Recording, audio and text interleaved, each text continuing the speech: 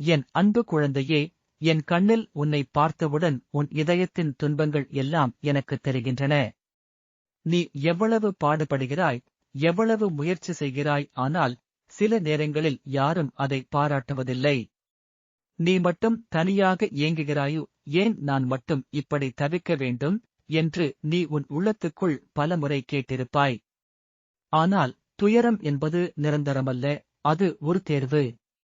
நீயே உன்னை இன்னும் வலிமையாக உருவாக்கிக் கொள்ளும் ஒரு காலம். நீ என்னை வெறுத்து விட்டுவிட விரும்பினாலும் நான் உன்னை விடமாட்டேன். நீ நடக்கிற பாதை சரியானது. உன்னை யாரும் கீழே தள்ளிவிட முடியாது.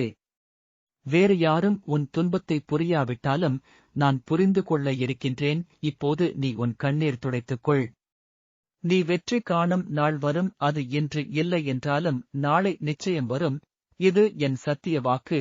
உனக்காக நான் கூறுவது. இதை விளையாட்டாக எண்ணிவிடாமல் இதன் வழியே அனைவரையும் அடையும் படி செய்து ஓம் சரவணபவ என்று பதிவு செய்.